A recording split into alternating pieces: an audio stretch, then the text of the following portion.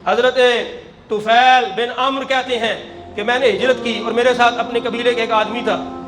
ہم مدینہ پہنچے تو مدینہ پہنچ کر وہ بیمار ہوا، سخت بیمار ہوا.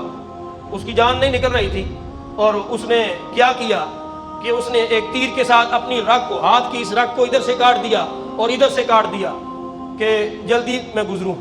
تو اب وہ اس خون کے نکلنے کی وجہ سے وفات پا گیا. حضرت طفیل صحابی ہیں، کہتے ہیں کہ میں نے خواب میں دیکھا اس کو بڑی اچھی حالت میں دیکھا. میں نے کہا کیا ہوا، اللہ نے تیرے ساتھ کیا کیا؟ تو وہ کہنے لگے کہ اللہ رب العالمین نے نبی پاک صلی اللہ علیہ وسلم کی طرف ہجرت کرنے کی وجہ سے مجھے معاف کر دیا ہے کہ میں نے اللہ کے نبی کی طرف ہجرت کی ہے. ہاتھ چھپے ہوئے ہیں، ہاتھ ڈانپے ہوئے ہیں، کور ہیں، ہاتھ دونوں کور ہیں. انہوں نے کہا ہاتھوں سے خون جاری ہے، وہ نہیں رک رہا. کیا وجہ؟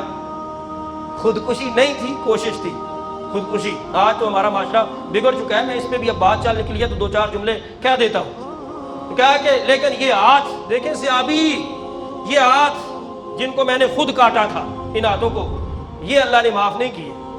حضرت طفیل اٹھے، یہ خواب جا کر حضور کو بیان کیا کہ یا رسول اللہ وہ ساتھی اللہ نے اسے معاف کر دیا لیکن ہاتھ وہاں سے خون جاری ہے. ہاتھوں کی معافی نہیں.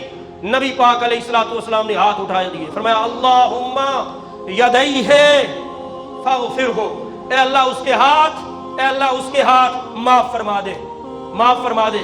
مجھے ایمان ہے اور یقین ہے کہ رسول اللہ صلی اللہ علیہ وسلم کی دعا کی وجہ سے اللہ پاک نے ان کا بیڑا برباد کر دیا. اگر صحابی رسول بھی ہوں اور یہ معاملہ ہو کہ اپنے آپ کو بندہ ہلاک کر دے تو معافی نہیں ہے، تو کسی اور کے لیے معافی کیا ہے؟ میں آپ کو یہ بھی عرض کر دوں کہ علماء نے یہ بات لکھی ہے کہ جو بندہ خودکشی کرتا ہے، جو بندہ خودکشی کرتا ہے وہ آرام موت مرتا ہے، خودکشی کرنے والا. اور خودکشی کرنا یہ کسی کو قتل کرنے سے بڑا گناہ ہے. حدیث سنیں ذرا. ایک تو خودکشی ہے، اور یہ جو خودکش بمبار ہیں، یہ جو خودکش حملے کرتے ہیں، یہ اپنے آپ کو بھی اڑا دیتے ہیں اور نہ جانے کتنوں اوروں کی جان کو جو ہے وہ چراغ بجھا دیتے ہیں.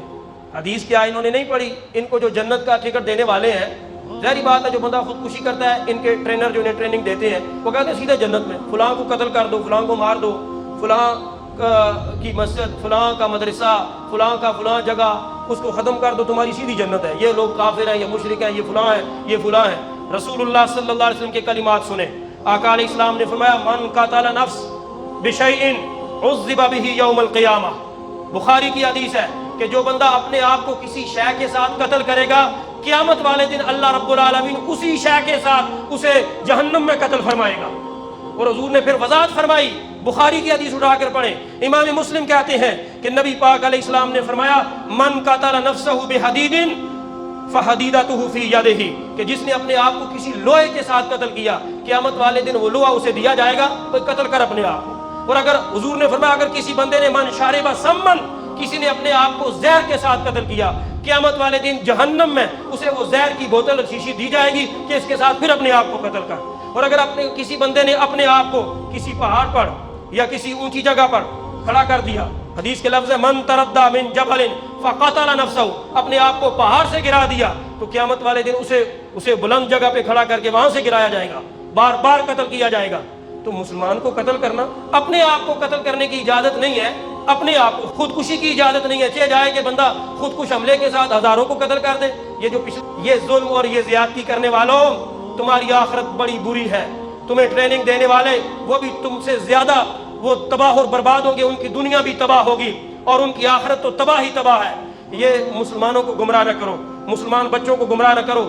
جو بندہ خودکشی کر لے حالات سے تنگ ہو کر، اس کی اجازت شریعت نہیں دیتی. تو چاہے جائے کہ خودکشی کے ساتھ، خودکش حملے کے ساتھ معصوم لوگوں کو قتل کر دینا، اوروں کو قتل کر دینا، شریعت اس کی اجازت کیسے دے سکتی ہے؟